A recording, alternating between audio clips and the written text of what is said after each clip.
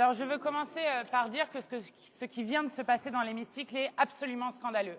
Il est scandaleux que lorsque Ali Duhara, député de la République, pose une question au gouvernement sur la question des violences policières, sur la question des contrôles aux faciès, sur la question des morts par violence policière et sur la question d'un épisode très précis qui s'est passé il y a quelques jours, où alors qu'Ali Duhara faisait son travail de député, c'est-à-dire celui d'observer un contrôle qui se tenait auprès de 2 jeunes dans sa circonscription, un policier a sorti un taser et lui a dit « Tu veux que je te tasse, toi ?» Lorsque Ali Duhara, comme député de la République de notre groupe, pose une question au gouvernement, il est inacceptable, insupportable. D'abord que le ministre commence à répondre en disant qu'il n'a pas entendu la question puisque l'extrême droite n'a eu de cesse de faire du bruit pendant l'ensemble de la question sans que la présidente de l'Assemblée ne puisse intervenir. Ensuite, qu'il explique que lorsque le contrôle s'est passé, ce contrôle des 2 jeunes que Ali Duhara était en train de dénoncer, qu'un homme a sorti sa carte de député LFI sur laquelle il était marqué député LFI. Un ministre n'a pas à dire cela. Il n'y a pas de députés LFI et des députés représentants du peuple. Il y a des députés tout court. Nous sommes représentants du peuple à part entière. Et lorsque, enfin, il continue et que nous protestons contre cela, il se tourne vers l'extrême droite qui venait de l'applaudir. Je vais vous dire ce qui doit cesser dans cette Assemblée. Lorsque Carlos Martins Bilongo, qui est député de notre groupe et dont nous sommes fiers, a posé sa première question au gouvernement, un député d'extrême droite s'est permis de lui dire qu'il retourne en Afrique.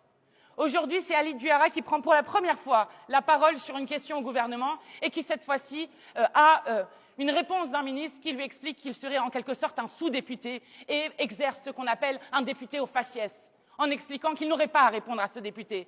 Nous n'acceptons pas ce racisme crasse au sein même de cette institution.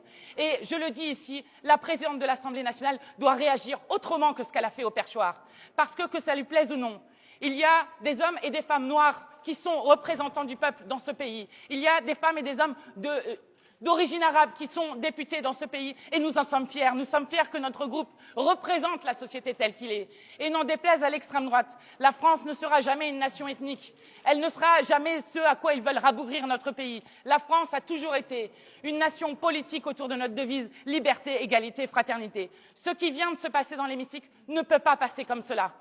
C'est un symptôme de quelque chose, parce que si nous acceptons dans l'Assemblée nationale qu'un député élu du peuple soit victime de racisme, alors c'est permis dans toute la société.